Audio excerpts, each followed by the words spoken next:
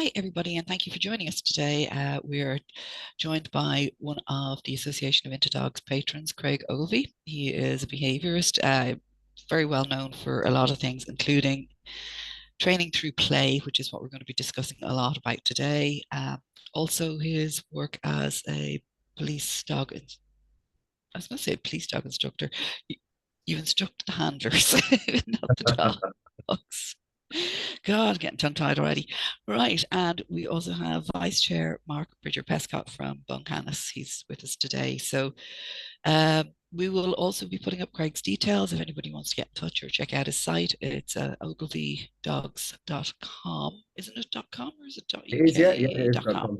Yeah. So we will be putting up all the links for that as well. So welcome, Craig, and thank you for joining us for our Thank you for Christmas having me. It's a chats. pleasure, always. Yeah, yeah, I love training through play. I think there's nothing better. It's just so much fun. It doesn't even feel like a training session. So tell us a bit about it. Like, why did you start this? Because I know you also have a book out about this. Yeah, God, I That, did that a long time ago, actually. It mm. makes me feel old, Denise. I won't say the year. Do you want the long version or the short version? Just go for it. So when I was in like my late teens and early 20s, I traveled to and from Europe, learning to wear the costume or the bite suit for a sport called Mondio Ring.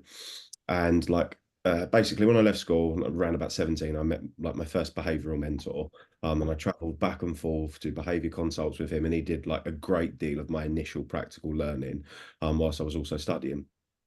And I always had like this big interest in like biting dogs because my granddad was a police dog handler when I was a little boy, and that's what got me into dogs. So I just took like a real solid interest in biting dogs and found Mondioing basically through like just luck. I found it through like a couple of people. Like my mentor knew somebody who knew somebody, and he introduced me to the guy who's like my dad.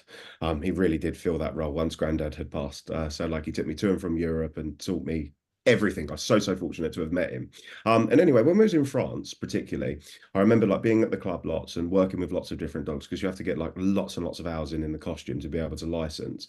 And during the course of training sessions, a lot of the time you get dogs categorized as either good or no good, like because of the language barrier in European countries. And it wasn't that the dogs that they would term no good were no good. It was just that they needed a little bit more building. And if we think about like a dog's tying to the predatory motor pattern, if you've got like Zen or a puppy that is really well bred, they bite whatever moves. Like there's no problem whatsoever. Like you don't have to do anything. You wiggle their finger and off they go and they want to bite on it. And some of these dogs would have like environmental sensitivity factors, that had been unfortunately exposed to undesirable antecedents, etc., etc. And they just needed a little bit more building. And I remember doing like a great deal of time and work with dogs that could be just not moving forward at the speed of the others, whether it was due to whatever sensitivity, that limited time to the predatory motor pattern, environmental awareness, or whatever it would be. And it all related back to play. It was all like I really like to capitalize on the chase part of the predatory motor pattern. As for me, it's the absolute foundation and one of the outlets that I find that a lot of people, particularly in today's age, like 2023/2024, tend to shy away from because it's been demonized a little bit. And like the chasing aspect help the dogs build like their tenacious attitude with regards to like the acquisition or the getting hold of the toy. And then I found that once you'd built like the chasing aspect of it, the manipulation of the play to suit the individual when they were biting the toy was also really important because inevitably in like working sports they want the dog to bite in a very specific way. So if we used like a different item for the dog to bite on, tea towel, chaser toy, or whatever it would be to begin with, the way that they were biting to begin with, I wasn't really interested because that was just a case of like shaping at a little bit of a later date. As where if we could get that attitude and that interest to begin with and their desire to get onto the toy, everything else become much easier. So then when they were gripping onto the toy, because I was very fortunate to have learned so much about behavior, recognizing behavior markers, like really understanding how the dog was feeling by what was being presented to me, it allowed me to adjust body language and really start to manipulate the game to suit the individual rather than just following like this dogmatic process of this is how a dog bites or this is how a dog plays. And that allowed me to build like a lot of dogs that were, a little bit more sensitive, struggling with regards to the process in general, and actually get them all of the way to the other side and get them doing everything that they needed to for their sport. But then I was lucky enough then to think, oh God, there's a really solid correlation with these dogs. Not exactly the same type of dogs, but these dogs and the dogs that I was working with from a behavioral perspective. So I started to utilize some of the strategy with behavior consults and cases I was working with. And at the time, it was like, it just wasn't God. If you were just going to say somebody was going to travel the world extensively teaching dogs to play with people in like the 2010s, like you would, and I'm sure I was, like laughed out loads and loads of times. But the more and more I did it, I was just like, Jesus Christ, like, these people are really not understanding that you're doing it to create a reinforcer for the dog rather than doing something just because everybody else does it. It's like they were trying to play in this very dogmatic, repetitive manner, and if the dog did it, great. Then if the dog didn't do it, oh, the dog just doesn't like that. And I still see that to this day. Like I don't travel and teach anywhere near as much as I used to. And I teach on such an array of different subjects. But whenever I do play workshops, dogs still get categorized into this, oh, I don't play or they do play. And it's just manipulating the strategy to suit the dog rather than it being just this, you know, just try the same thing over and over again and it either works or it doesn't. Like it's all about the adjustment and adaptation to build a reinforcer for the dog. And there's like you'd watch like the best example for me is like when you've got dogs that like little foreign rescues or rescue dogs that come in and the person has contacted you because the dog is hidden under the kitchen table and they've not come out for the last 2 or 3 days and then you obviously change the environmental arrangement, you make sure that the dog is in a position in which they've got favorable antecedents for desirable behaviors, improve welfare, etc., and then you start to work around like a food derived toy with them, for example, because at that point in time they're going to be likely in a position in which being relaxed enough to chase and move after a non-food toy might be a little bit of a problem, particularly in the person's living room. And even over the course of like a short period or a short session, you see this little dog like start to develop the confidence. First of all, you run through the shaping process of opening the toy, and then you run through the placement of it, and the dog's like moving of it of its own accord. You've got like this muscular tension as they start to move towards, and then as the session goes on, like their body starts to loosen up, they start to become more tenacious with it, and then the person messages you like the next day, and they're like, Jesus, like look at the dog, and he's chasing it back and forth like in the living room, and I think that is overlooked a lot of the time. And I think with reinforcement in general, a lot of the time people are looking to follow the tribe, so to speak, or follow what they think should be done for the individual. As where for me, reinforcement should be exactly as it is with humans and independent to the individual. So if a spaniel bites onto a toy and then runs back to you and wants to do like a little loop around you and then offer its bum for affection before you catch the toy, that's behavior that has been reinforced. There's going to be a genetic aspect to that because I've seen thousands of spaniels do it previously. It's not to say that we can't have that as their game. If you want me to teach a dog to return it to hand, no problem whatsoever. We can shape that. But if we're thinking about primarily reinforcement, you've got to manipulate to what the individual wants to do rather than it being a case of trying to create something that perhaps the dog isn't reinforced by, because we can all like pair primary reinforcement with novel stimulus and create secondary reinforcers, so to speak, which works really well. But if we just think about like manipulating the process to suit the individual from the get-go, I find that it works really, really well. I told you that was a mouthful. And that was the short version. That was it. So go back again now because the police work that you do working with the dogs, Mhm. how do you incorporate all of this into that? Yes, Like, was that laughed out of it when you first started? I worked for the police as an instructor, God, a good few years ago. So I actually work for them full time as an instructor. Now the only capacity that I do is they come to the centre intermittently for CPD days. Like last year, I went out to some military bases as well to do some CPD because I've been lucky enough to be invited to teach on a regular basis. And it's like I think there's unfortunately this really undesirable stigma about the police and like the military. You got to remember, like people only know what they know. And I really don't like the elitist view on stuff, whereas it's like, oh, they're terrible because they do this, that, or the other. Because, when I was younger, 16 or 17, prong collars, choke chains, etc., etc. That's how people train dogs. And if you're only showed one way of doing it, then you don't know. I was lucky enough to see and realize like this isn't the way to train dogs, like definitely not. And I was lucky enough to have so many dogs to work with that I could work out like the positive reinforcement model and adjust it to suit myself.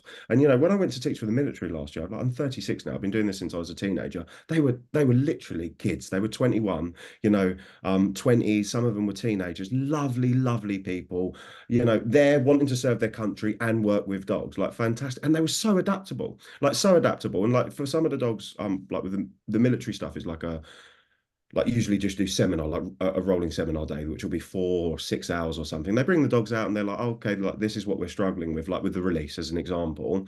And then remembering a lot of the time that the dogs have come from overseas. So it's not the guys that have done the training to begin with. They've come with problems that are predisposed. And it's just like, it isn't just about play, it's about understanding like antecedent arrangements and making sure, hello, and making sure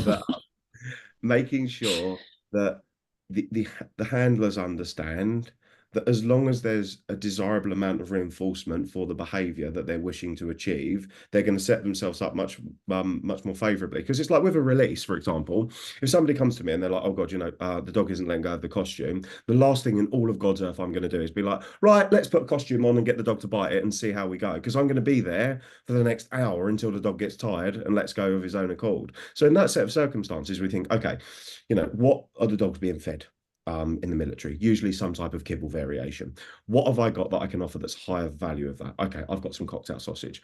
Can I now condition a new cue for this release? And you can see everybody like, what is he going to get this dog to do with sausage to begin with? But you basically just condition a new release cue. So I'll go lost, sweetie, lost, sweetie, lost, sweetie. Then I'll start to play like a little bit of an orientation game. Whereas I'll go lost, chuck a sweetie, the dog picks a sweetie off of the floor, and then as they orientate back towards me, I click and reward them. Then I'll get like a rubbish rubber ring out, like one of those ones that you find in a pet shop, or a bit of hose pipe or something, and I'll put it on the floor. The dog goes to orientate towards it. I go lost, and the dog goes, "Oh my God, you're going to give me some food," and I click and reward them. And then over the course of a 30-minute session, you're able to pick the toy up. You can get the dog tugging or biting on of it. You've shaped the release because the dog is spitting it out voluntarily of their own accord. And then you can work your way all of the way from like that little rubber ring to a tuggy toy, or from a ball and a rope to a tuggy toy, and then from a tuggy toy to perhaps a cushion, from a cushion to a costume, arm, or a sleeve, because you've changed the way that the dog associates the release with reinforcement. They're thinking, I'm going to be rewarded for that,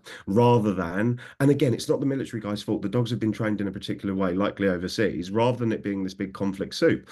And it's like when I went to work for the police, like really, really fortunate to be able to do that. I did it in my 20s, like I was super young when I did it, and the guys were absolutely wonderful. Like some of them were older enough to be my dad at the very least. And it's the same thing. It's like as long as you can be really good with dealing people, don't come with it with an authoritarian perspective, which I never did. Like the police is obviously a big institution. My first thing to everybody would be, how can I help you? Which is always like my aim. And then it's just like working with the guys and the girls and saying, like, what do you want to work around? And I've got a plaque that they made me.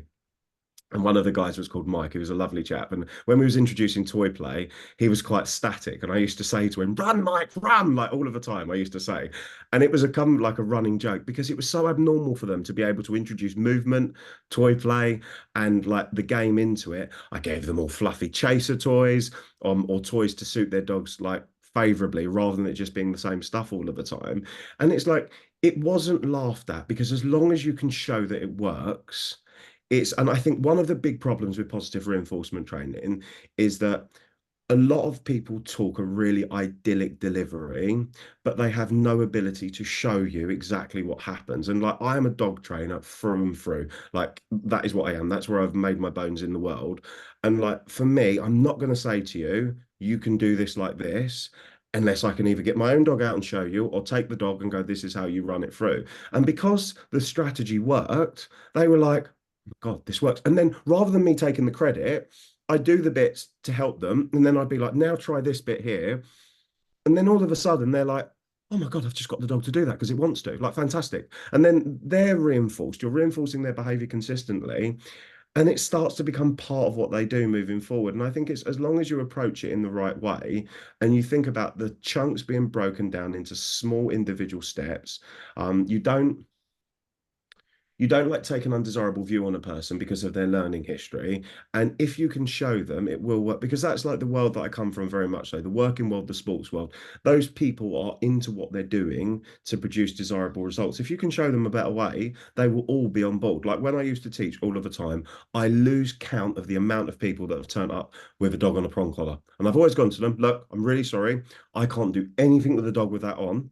But if you take that off, we'll go into the school. I'll train the dog, and I promise if you're not happy, you'll have the whole session for free. You'll never pay me a penny. I've never, ever, ever had to give anybody a refund whatsoever, because you're always able to like put the turnaround into it. And I think if you can show people that it works, and the thing is with toy play is it's such a salient stimulus if it's correct for the animal. Like it's if you do it right, it works so so well. And if you think about like play workshops, you've got 2 hours, usually six dogs, so around about a 20-minute time frame with each dog to produce a relatively profound result. And I've made a large portion of my living doing that, and it's because it's adapting to suit the individual all of the time, and then showing the person how to do it, and then being reinforced by it. So it doesn't really matter the type of person that you work with. Some people obviously different character and behavior types, and everybody can be awkward from time to time, but as long as you come from a place of how can I help, and then you can break it down into steps, let them take their own wins away, let them motivate the dog. Because that's one of the mistakes that I made when I was younger. God, when I first started teaching,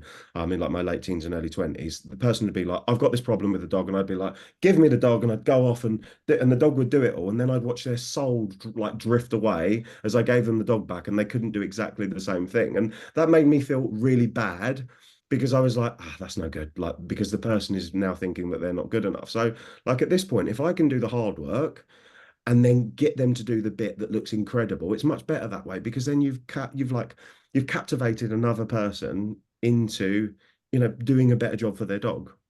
And do you find that thanks to COVID, everybody went to Zoom?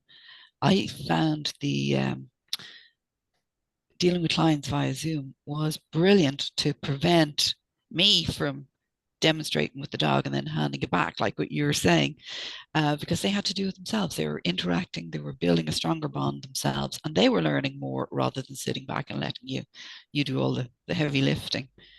Yeah, I mean, really fortunately, like when I was younger and doing behavior consults all of the time, I switched over to a coaching model pretty early on. So it would have been in the 2000s and teens, and I primarily do it just by videos back and forth. So not even with Zoom calls inclusive, because like when what it's like. You go to a behavior consultation, you put in like your initial management facilitation to improve welfare, and then you pick a few key points to work through for the individual. And then what I would always find is that when the person was waiting to see me, you'd almost get like um this delayed effect of them getting in contact with you, so that you chase them, and they don't, oh yeah, it's going really well. You get there, and then they'd be like, oh, this hasn't worked, this hasn't worked, and that hasn't worked.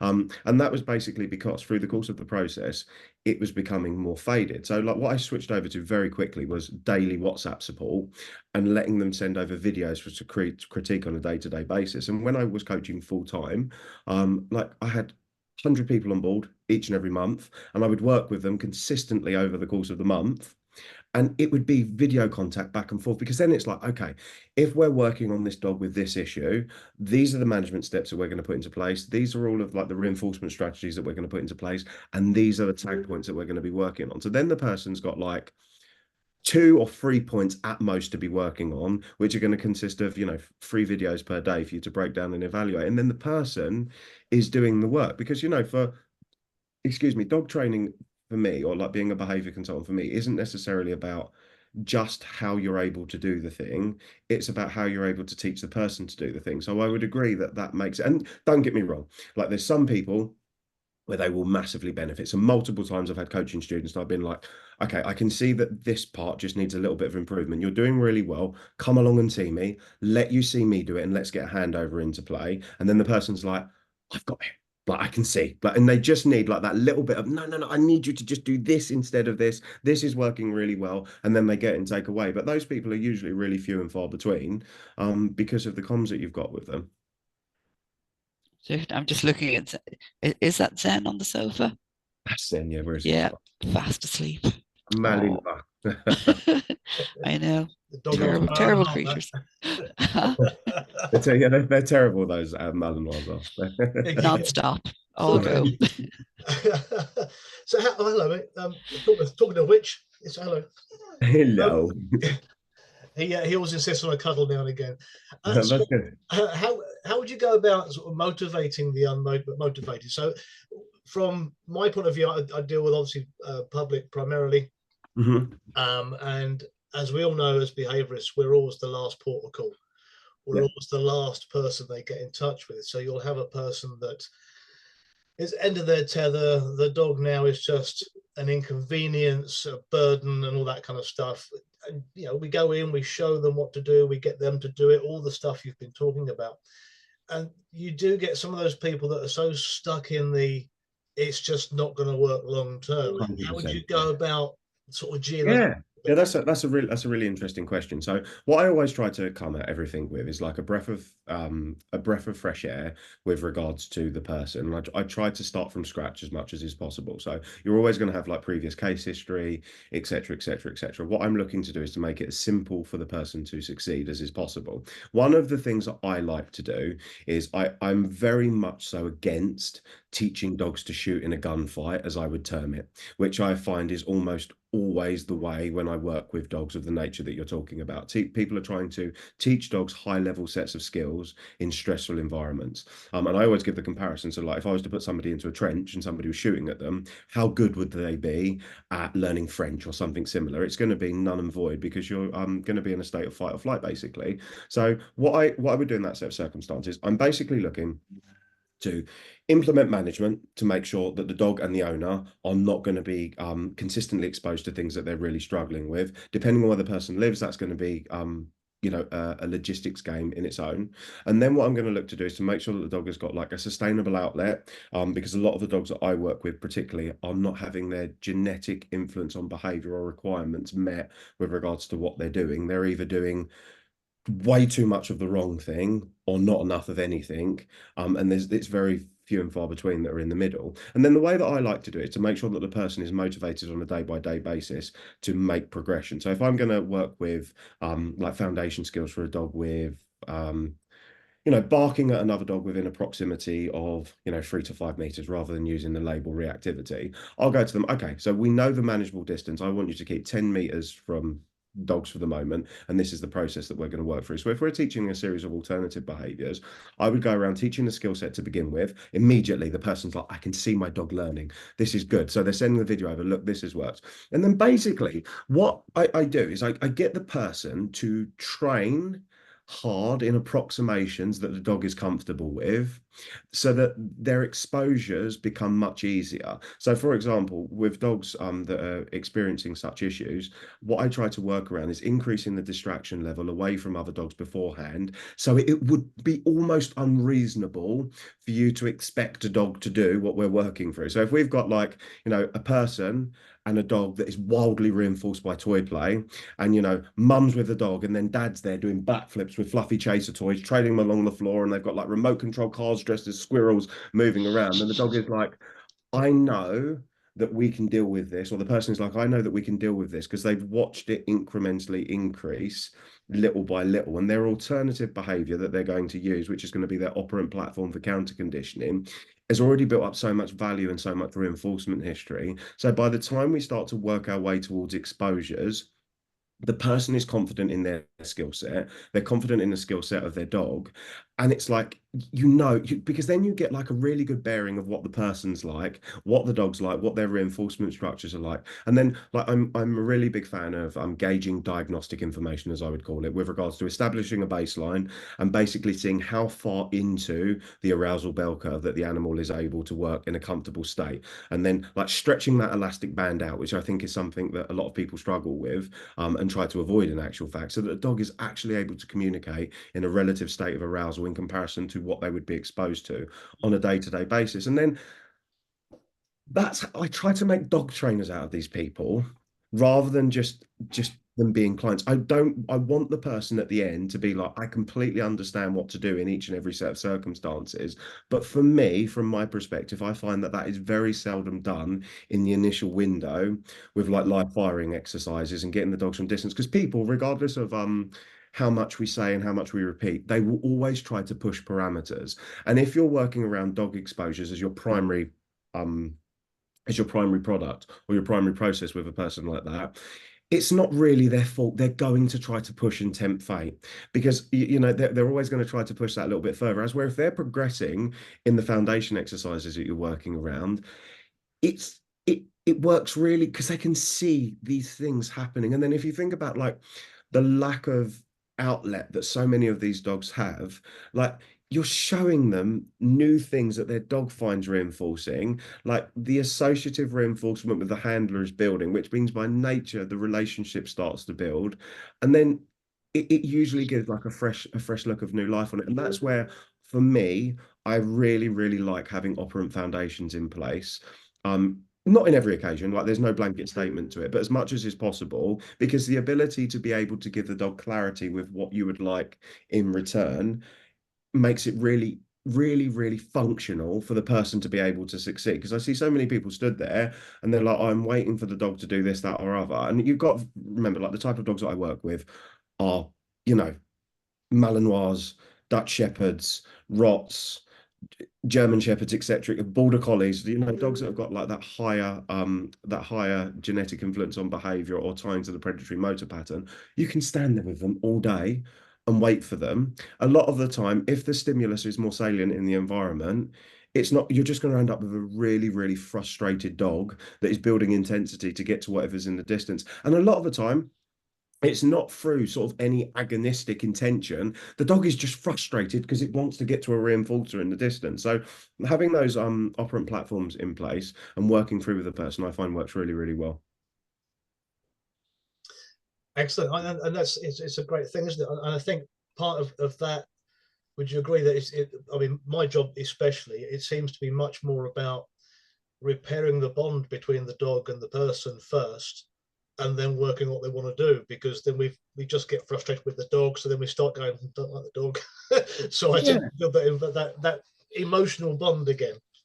Yeah, and it's like, from my perspective, like I'm very data driven with everything that I do in life. I'm very fortunate to be able to like separate emotions from a lot of the things that I do and really focus in on like the data, which I think is beneficial.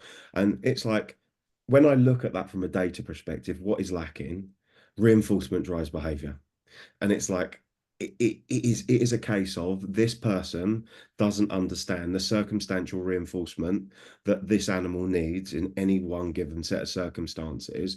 And regardless of like what a lot of these people do, a dry bit of kibble and a pat on the back isn't going to cut it, like particularly with the dogs of those elevated. And it's like, I've done a relative amount of work with hounds from overseas, and for those dogs I've used the example loads and loads of times. To get those dogs to eat in a setting where there is an inkling of any type of prey creature is a trainable behavior. Like you have to train them to eat outside because it is just the environment is far more salient. So me trying to give that dog whatever, like the finest tenderloin beef cut in the world, makes no difference to them whatsoever. So rather than being like, oh God, the dog's got to have food, why not teach the platform at home, as I've talked about, and teach a pre-mat principle so the dog's in a position in which they can sniff in return for the behavior that you're asking. And you immediately see like a massive strengthening in behavior. And then sometimes I think it's just people not buying into the like the cultural shift that's happened with dogs, and like painting this picture that they should be able to do everything organically, like they should be able to come to coffee shops and see any other dog in the world and be fussed by anybody and accept. And it's just not, for me, from my perspective, is my opinion, I don't think that's an acceptable outlook, because every dog is an individual, and if you really understand the reinforcement structure that suits the individual behavior and the behaviors that would be favorable for the dog's welfare and lifestyle are going to increase in strength because you now understand what's working for them. Absolutely. I will return. He wants out. That's okay, no worries. Okay. Run quickly. Yeah, because I know, like, as you know, like I'd work with kind of assistance dogs. Yes. And even we get them at around 8 weeks old, and we're exposing them very gently. I mean, there's ways of doing things, and you do see some new people coming in, and they're so excited about this phenomena that they can actually bring dogs into shops and things where the dog gets flooded, especially around Christmas. So, I mean, even with myself, I'm very, very cautious about where I bring the dog, how I expose them to anything. And then I see people wanting pet dogs, to be able to go into these places. And I'm thinking, well, it's taken me years to build this and learn how to Mm. do this properly. Mhm. And you see people like over here, there's only very few shops that will allow dogs, and that will be pet stores and some of the outdoor stores. Yeah. Everywhere else is a big no-go. We're even Mhm. having trouble now with guide dogs and assistance dogs being allowed access to some places because people are complaining Oh about no. dog hairs and whatnot. But no, when I see the amount of pressure that's put on pet dogs, it really makes me cringe because people don't understand because they kind of have that attitude. Like, do you remember years ago, you open the door first thing in the morning, dog goes out, goes play with his mates and comes back when it's hungry. Yeah, yeah, yeah, Yeah, yeah. we still there's still a few of them around. Yeah. I'd be terrified if one of mine got out. I'd be thinking, oh my Yeah. God, unless he can find traffic lights, he won't be able to cross the road because they're Yeah. so preconditioned. Like if you want to cross the road, you have to find lights. It's, but like, how do you get that through to people to slow down? And it is about slowing down and just thinking, no, you can't rush everything. The dog Yeah. is what, 8, 12, 14 weeks old. It cannot do everything. Yeah, I think it's a really interesting question. I think like the key, Denise, from my perspective, is making sure that education is Mm. key. And really trying, because again, like it goes back to, if you don't know, you just don't know, do you? Yeah. And we've all seen dogs in public places that, having like not a good time, and like education and putting out the information like you guys do and like so many of the amazing trainers and behavior consultants in the world do is the most important way. Where are all of the biggest eyes in the world right now? They're on social media. Like if we push hard enough with the value that you put out to people, people are going to see it and they're going to recognize that there are, I say wrong and right, rather than wrong and right, there's ways to go about things for particular individuals. Because, on the flip side, Denise, I've run on, I don't know how many Malinois puppies for working purposes.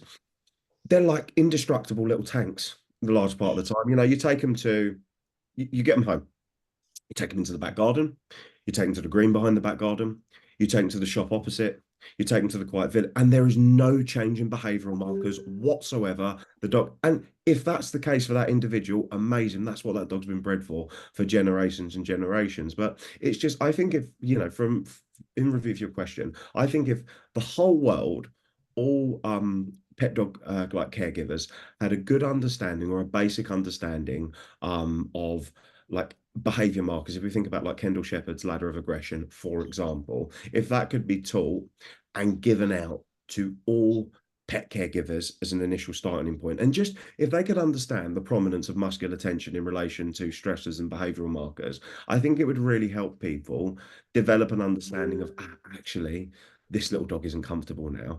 Trying to get them to do it isn't the right thing to do, because from a lot of the like if you get a puppy and you're going into like a hall with the puppy for one of their first exposures. They stop at the gap the mat and they scratch their collar. Most pet caregivers would be like, oh, he doesn't like his collar, he's not had it on very long. Initially there we've got like a behavior that's taken the dog's focus away from the stressor in front of them. So we've got like some type of a displacement C type Mm. mechanism or coping mechanism in place. And then they walk another pacing because they're encouraging them. They stop and scratch again. And then as they try to encourage them on, they roll over onto their back for a fuss.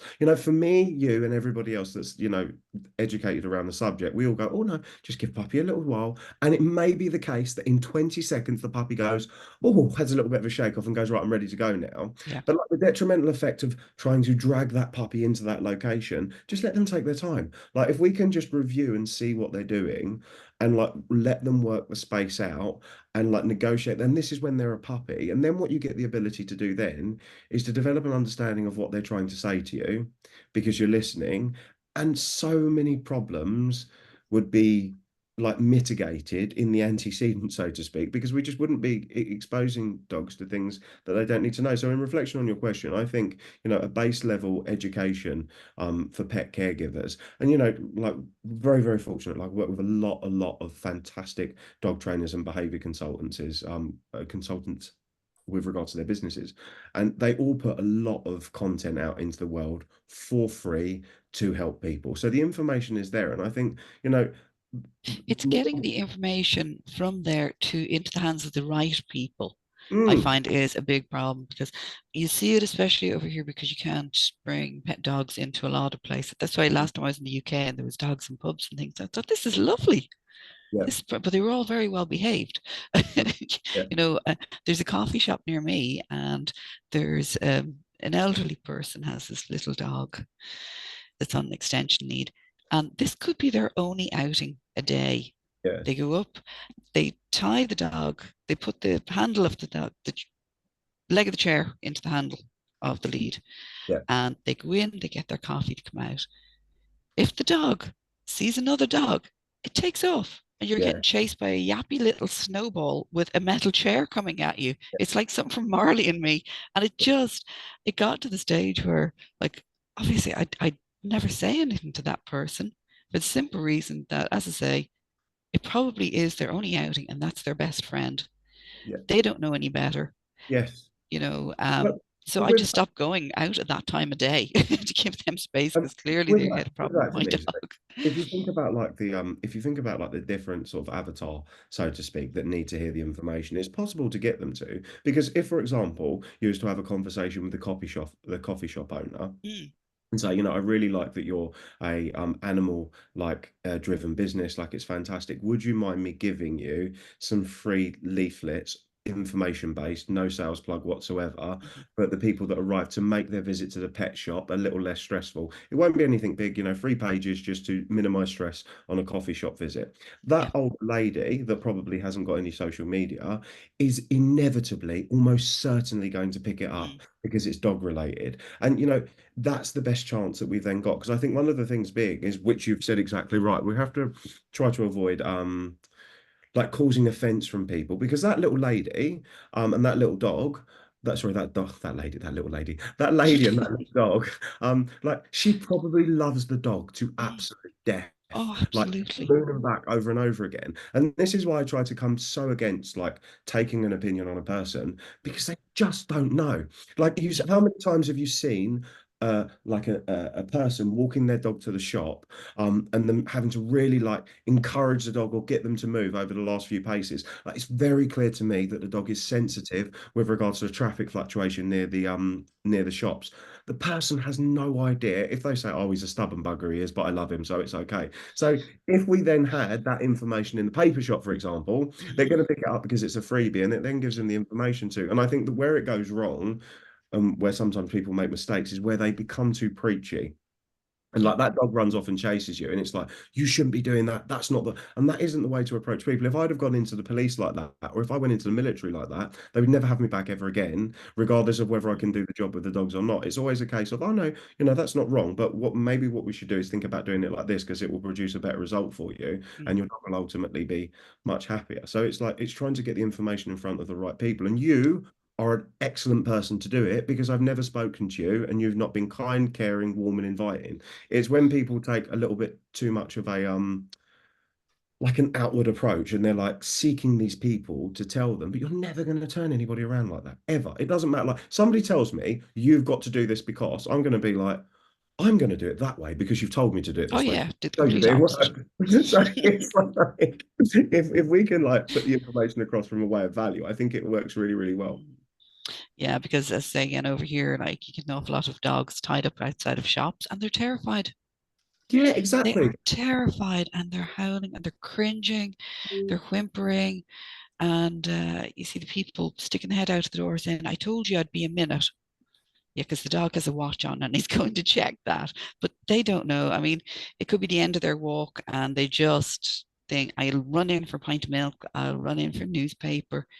And then they bump into somebody in the shop, and 10 minutes later, the poor dog is still outside, and there's kids on bikes, or there's little kids eating things walking by, or somebody's trying to pet the dog. And it's If just, you think about like you know, their emotional state, like, mm, separation induced panic yeah, is likely what a lot of the dogs are experiencing at that point in time. And if the person really understood that that's what was happening to their little dog, yeah. like I am certain that I'd say they'd be 99% mortified. of people would be like, oh my Yeah, God, I didn't realize that was the case. What yeah. can I do to help them? And then they would either come up with a management protocol, so they don't take the dog to the shop that morning. What they do is take them somewhere else Mm, after they've been to the shop, or they'd go with, wife, husband, whoever, and help like build in some periods of I've often stood outside the shop and I'm always on camera lurking around. I probably look like a loiterer, but if I see a very stressed little dog outside and there's a delivery coming, I'll stand with it, yeah. like just a good enough distance away, but just keep an eye on it just in case something were to happen till the person comes out, and then I kind of sneak away because I can't, as a trainer and behaviorist, my heart breaks for the little dogs and they're sitting outside. So if anybody sees me loitering in front of a shop, you can guarantee there's a dog somewhere What's nearby. happened next? She loiters around shops. You've seen Denise on Crime Watch. We keep seeing her picture outside shops. Have you seen this lady? She Oh, loiters shit. around shops. One of them got such a fright it actually slipped its collar one night, and it was getting dark and it was raining. And I remember having to call my partner, and he came over with flashlights. And here's me crawling around my hands and knees in mud, trying to throw treats at the dog to lure it to safety. Oh, no. And the owners are standing there looking at me, going, "What is she doing?" And I said, "I'm sorry, your dog escaped. I was trying to keep him safe." You're a Well, I good think they person. thought I was trying to steal the dog, but anyway, it was safe, and that was all that mattered. You're a good So, person. and just sometimes I forget not everybody thinks the same. So, so Do you find, Craig, as well, that people that they'll come to you for whatever reason they might have a dog who doesn't like people too much or something like that, Mhm. and they'll just let the dog go in your presence as if you're some kind of magician that suddenly says, "Well, because I'm here, your dog will be fine." You ever have take that out my yourself? wand.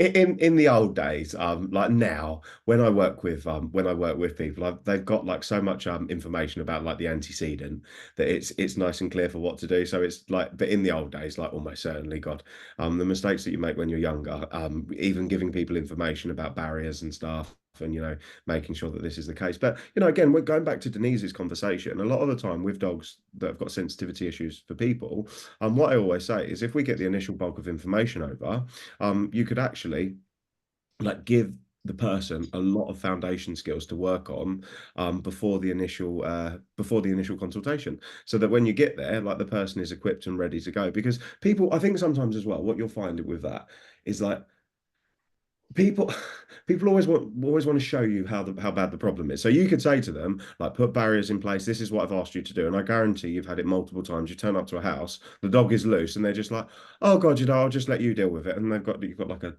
42-kilo Rottweiler jumping up you or something. And it's like sometimes I think people want you to see the problem, because they feel like you've got to see the problem to be able to fix it. And it's just it's again, isn't it? I think it's just so much education, and how much we can help people understand the direction to move in and develop a better understanding of their dogs as a whole. But yeah, luckily that hasn't happened to me for a long, long time. In fact, I can't remember, Mark. I mean, it happened. I'm sure it did when I was younger. But Yeah, I definitely when I was first doing this, I used to have it all the time. yes, yeah. And you get, well, you're the expert. Yes. Oh, yeah. But didn't you have an incident where you did use your bag or something as a barrier, and you were told you weren't a proper trainer because you'd never been bitten? Yeah. Well, every consult that I go to, I carry a rucksack. Yeah, In there is harnesses, there's leads, there's dog walking belts, treats, toys. It's the go-to kit, yeah, if you like. yeah, And the bag, it stinks. It's rancid. I mean, it's just, it smells really, really bad. But of course, as we know, the dog smell is great. yes, And I went to see a guy who had it was a Shar Pei who did not like people. And yeah. because I used the bag to avoid the dog from biting me, he accused me of being a fraud and not a real trainer, because a real trainer just let him bite him. Oh, yeah. Well, Sounds okay. sounds perfectly acceptable. Exactly, yeah. Some people's outlook is really strange. It's and I think again, like that, just that as an example, like the person has no understanding of like the emotional state that the dog is in Mhm. to get to the point of biting. If we think like that, like a dog has to write a novel before biting somebody. So that person's just like, oh yeah, you should just God. I've taught dogs to bite people for my whole adult life. Like it's what I've done since I was like a teenager. Like, I don't want to be bitten. Like definitely not. Like not only for my Mhm. welfare. God, if the dogs that I work with bit me, it'd be a really big problem. I'd be in hospital for a long time. But it's like it's just like how the dogs feel if they were doing that from any perspective of fear. And this is where, if education was better for your standard, caregivers, it would have such a massive difference on everybody. Because again, that person might have been a little bit wayward with their understanding, but most people would never want their dog to feel like that. They would never ever want them to feel that they were in such a stressed position that they've got to bite people. And I think that's one of the things that comes with the understanding of aggression. Like, people think that the dog will bite you because the dog is really confident and self-assured of itself. And like 9.999 times out of 10, like 99999, like, it's never ever the case. It's never the case. The dog is always scared. The dog is always worried about something, but people don't understand it, and that's where so many problems come through.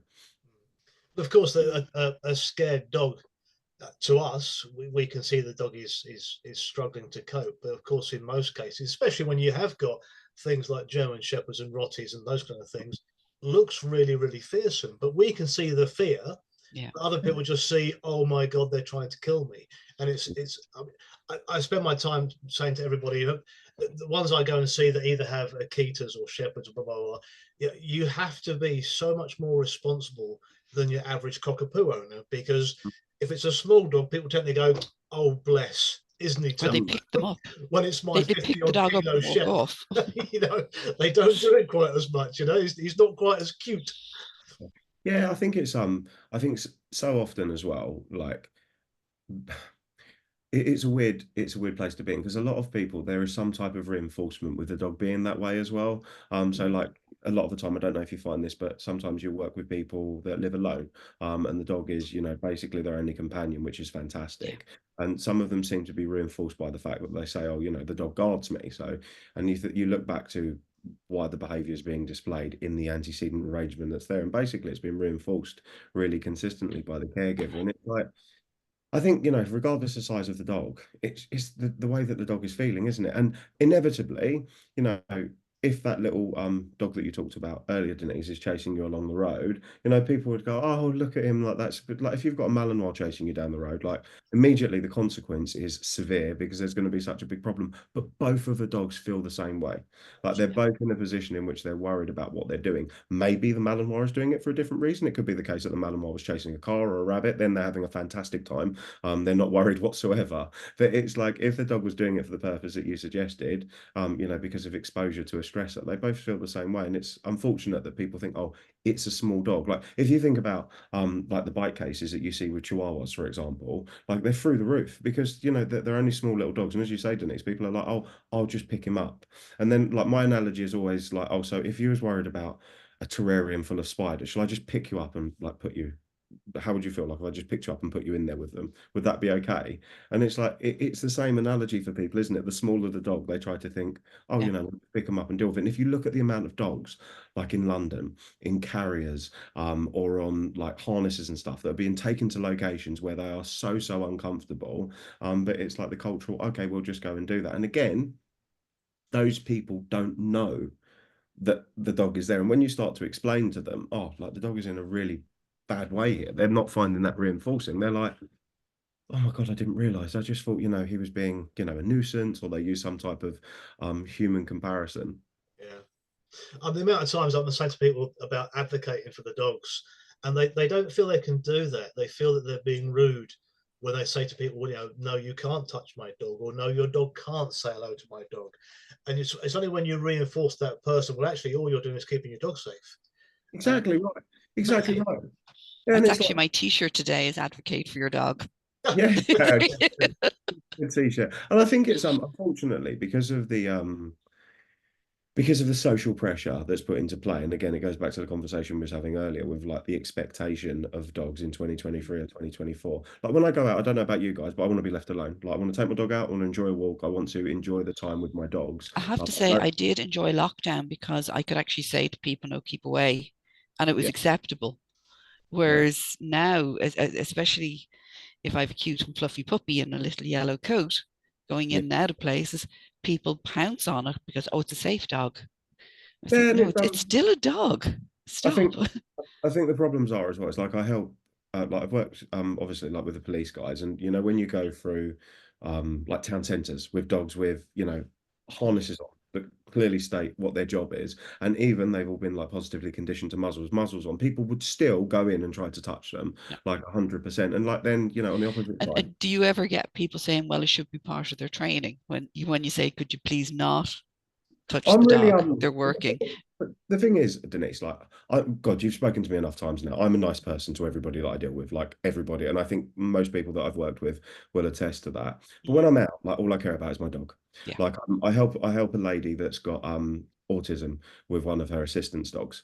And you know, I've known her a really long time. She's a lovely lady, and when I take her out, the dog is all harnessed up, like everything is really clear. And like I basically have to act as like a body block. So like if people, I'm just like, I'm really sorry the dog's working, but I don't pay any more mind to them. I'm not rude, but I'm Mhm. just very direct with the information that I give because I You do. don't. You have to be very firm and just keep going, because if you stop and engage, you're gonna get an earful Yeah, from the yeah, person I because think they don't like being told not to do something.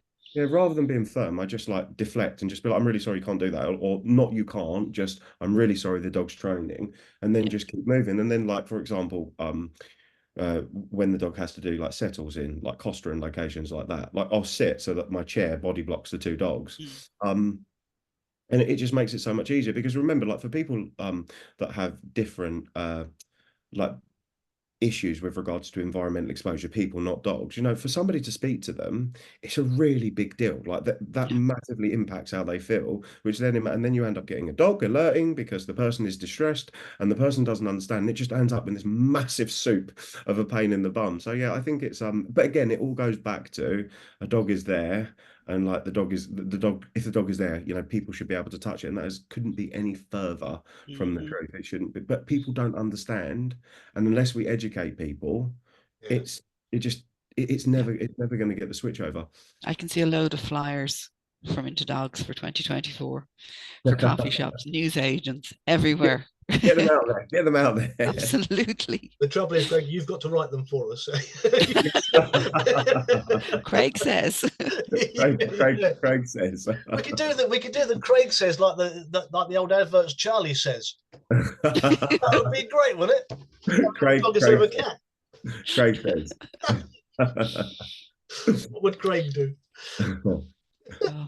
Well, listen, I thank you. I do a monthly social walk. It's a free thing for clients and a lot of non-clients too. But we get on average about 50 dogs turn up, and we all spread out. So it's not, you know, we're not flooding anybody, but it's a great place because we're in a national park. There's deer there, there's wildlife. It's a great place to practice the cues, the look away, the engage, the disengage, all that kind of stuff. And like I said, we all spread out, and I'm generally at the front saying to people who are in that park who are not with us with dogs off lead, or just be mindful. There are some dogs that don't like dogs getting too close. And I've been sworn at before. I'll do what I want with my dogs. And we've actually had people let their dogs rush up to all these dogs that are on leads. And you kind of go, really? Yeah, but my dog's, it's fine, it's friendly. Yeah, but some of these can't cope with that. Yeah, I think the issue is like so very often is that people still just don't understand, do they? Denise has disappeared. She's vanished. She's Yeah, vanished. Very rude. yeah, Have you come back? you're There you back. go. I have. I'm back. I don't know what happened there. It's Sorry like about Craig that. said. Something that Craig said that upset you. Was that it? I know. I know. He barked at me. Sorry, Craig. You were saying. Yeah, I think again, it's so the understanding of what you know what on how other people, other dogs could be feeling. And like the advice I always say to people is like understand your logistics of your environment, understand entry and exit points, and make sure that you've got clarity with regards to strategy of where you move, what you do, and make sure that any disengaged cues are played as a game rather than a sensitization factor, because so many people do struggle with that. But again, I think it just all relies back to how can we educate as many people as is possible. I spoke for Battersea Dogs Home earlier this year with like their training scheme, which they do an absolutely fantastic job of. Like they take on loads and loads of different rescues all over the world, and they basically give them free training to like better like the quality of rescue training continually better, which is it's absolutely fantastic anyway across the world. And one of the people there was asking, you know, in the same light about, you know, how do we get over, you know, different styles of dog training and this not working and that not working, and you know, for particular people being loud. And like my thing was the same. It was like educate the masses in a way that doesn't come across conflicting, because nobody is ever going to, like, we all preach and talk about positive reinforcement being like the back end of what we do. And I think so often there's such a separation from how we deal with people in comparison to how we deal with dogs, because everybody's like, you'll see people that are literally nervous about their dog pulling on the lead, Mhm. in case they might be upset. But then if somebody was to say something, they'd have absolutely no problem ranting off at them. If somebody puts a post up that they don't agree with, they've got no problem with ranting off of them and treating that person really badly. And like, from my perspective, I just think if you can put together like a way of putting information out that doesn't come across as conflicting, and you're not going to offend people, and then when people have, potentially not got beliefs that align with yours, making sure that you can show the process that could potentially be followed, rather than telling them this is how you must do it. Because then all that's going to happen then is people are just going to fall out of it all of the time. It's going to be a case of like, if somebody says to me, you can't teach a Malinois to let go of something without using X, Y, or Z. I go, oh, okay, like that's really interesting. Have you tried it like this way? And like look at this, like watch this that happen. And then it's like, oh, maybe there is another way of doing that. And then it then just educates the masses and everything moves in the right direction. If you think about pet caregivers, it is the best era ever for education, but there's lots of information and education around there. And we've just got to make sure that, if we're putting anything out there, it's going to benefit the people, absolutely the people, but primarily the dogs. So, but you've got to benefit the people to benefit the dogs. And if it's a case of, treat the person badly to get them to treat their dog better, they will almost do it like in 9 times out of 10 out of spite, just to be like, no, no, this is my way. My way works the better. So, I think it You, will you really do have to set the person up for the success, for them to set the dog up for success. So 100%, I have 100%. this habit whenever I'm talking to clients. I kind of never say you. I always say Hmm. we. And Yeah, even yeah, though I've yeah, not yeah, been it's part of good. that process, well, I think we've made a little mistake there and it's always a case of we've done that as a Yeah, collective. It's not your fault. yeah. It's not your dog's fault. It's us. Yeah, 100%. And that's a really good point, Mark, because it's like, how often when you're working with a client that's on board with you, do you highlight the part that they're doing really well first, reinforce them for it, mhm. and then give them a really clear alternative mechanism to improve on the thing that they're doing better Yeah, with? Like, I mean, certainly for me, and I know it sounds like it's the same for you guys as well. Like, I would never go, that's completely wrong. You shouldn't do it like that. I'll be like, oh no, this bit's really, really good. But what I want you to do now is just like raise your hand to here rather than to there, and let's see how that works, because I think it will be a little bit better. Oh wow, that was amazing, you did a really good job of that. And then the person's not left with this what not to do. It's much more a case of what to do, which yeah. is the fundamentals of behavior, isn't it? yeah. I It like could to be the give people smallest a thing. few options, a few Yeah. different things, like three different ways of doing the one thing. Because I found in the past what would happen, if you only give them one option and it doesn't work, then you're a rubbish trainer. Hmm. And it was black and white. Whereas, okay, this didn't work for the dog this time. Maybe we've gotten it wrong. Let's try this. And then we have this as an alternative. Try all of them, see what suits you the best, see what suits the dog the best. And it gets them thinking as well, like, well, if there's three ways of doing it, maybe there's four ways of doing it. And I've had so much more success with that and explaining to the people why the dog might be doing this in the first place, rather than stopping it without understanding why. Yeah. So again, it is just sit down and talk. Yeah, and if you can talk through and like you expend one variable at a time, for example, and from a mechanical perspective, potentially one doesn't work for the handler, but then you move on to the next variable and that works really well for them. What you're doing is reinforcing them all of the way along for the correct bit that they're doing, and it's the same thing as we're talking about educating people, isn't it? It's putting the Yeah, information out in a variety of different ways, coming from a place of value rather than a place of like authoritarianism or telling them that they've got to do something. And it will, for a good majority of people, they'll find it beneficial. But there are going to be some people that you're not going to change their mind. And I think it's just a case of, okay, like I'm doing my best to change as much as I possibly can do.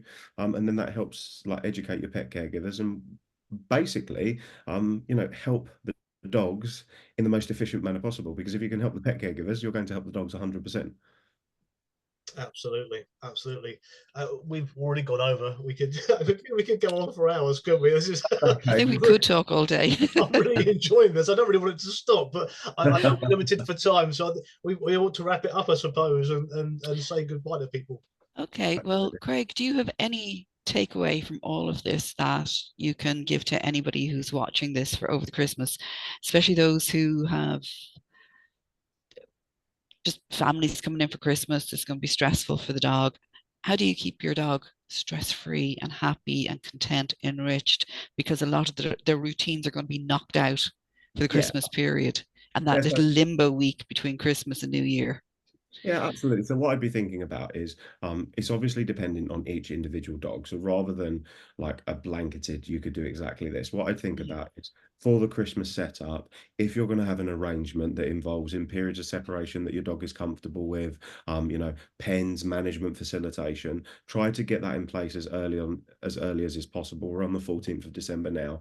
So there's still a good amount of time left up until Christmas, approximately 11 days. So if we can get like the setups in place before time and make sure that the dog is comfortable with all of the processes and the logistic layout, it allows time for adjustment, but also to build positive learning history around the setups that you've put in place, rather than being in a position in which, on Christmas Eve, you whack a load of stuff in and then the dog ends up going into like a pen or something for hours on end, and they end up like stressed and panicked because they're separated from mum and dad. Just making sure to be super considerable of your logistic arrangements in general, and remembering that the key to preventing, or the key to modifying behavior, is making sure that you're aware of the antecedent window and the precursor to the behavior. So many things and the problem behaviors that occur over the Christmas period or in general are avoidable if people understand the precursor or the antecedent window. And those manipulations can be relatively simple but massively profound. And then just remember, as a blanket statement overall, that reinforcement drives behavior. And if you really find out the reinforcement structures or types that suit your dog, everything else becomes considerably easier. Absolutely. It's like coming up to Halloween, or you guys have early November. It's the 4th or 5th of November. You have the fireworks. We have Yeah. Halloween, and people panic the night before. Yes, exactly They're right. looking for something to calm the dog down. It's a bit late. It's Start in January. And again, it's all education that we can give to people to help them understand, because a majority of people don't understand. And if we could get them to understand, the world would be a better place for dogs. Yeah, absolutely. Well, listen, thank you so much for your time. We really enjoyed this talk. Can't wait to get it up next week now for the Christmas. I hope yourself and herself are going to have lovely plans and have a lovely Christmas with the dogs. And any plans for next year? Are you doing any seminars or anything? Seminars, Me? workshops? Yeah, you. Yeah. Oh God, I've got quite a few on. I don't travel and teach as much as I used to now, because the agency that we built is so busy with like mentoring dog training businesses and helping people build their businesses. But yeah, I've got good bookings next year. If people want to check me out, the best way to do so is to drop me a message on Instagram. It's like Craig at Ogilvie Dogs on Instagram. Well, I have regular events going on at the centre. I still take like UK bookings intermittently, so spaced out from the year. And then I'm traveling abroad multiple times next year as well. So I usually do, I don't know, like six or seven-ish overseas appointments per year. So yeah, I'm really lucky, Denise.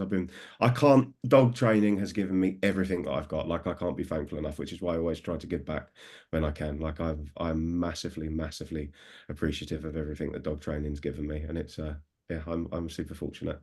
Yeah, and we're very appreciative of all you've given to dog training. Your book made a world of difference to so many people Oh, thank you. over the years. We have plugged it left, right, and center since it Yeah. came out. It's just Oh, thank you been, so much. I could not recommend it enough when it came out. So all my clients were getting it for Christmas and everything. It was like, here, read that, read that. Oh, So, thank you so much, Denise. I really appreciate it. Very kind so of you. listen, it was lovely to have you on. So have a lovely Christmas. And You too. Mark, it yeah, was we'll lovely to catch up in meet the you new as well. year and do something again. We Yeah, it will was a do. real pleasure to meet you, Mark. I hope to speak to you both You again. too. Both of You have a too. lovely Christmas. We've got to do this again, because I'm enthralled at the moment. It's just lovely. I could just go and have another cup of tea and just keep going. This has been great for me. But thank you so much for coming along. It's absolutely wonderful to meet you too. You're more than welcome. Thank you so much. Have a lovely Christmas. Cheers, Thank you. guys. You too. Cheers. Bye. Bye-bye.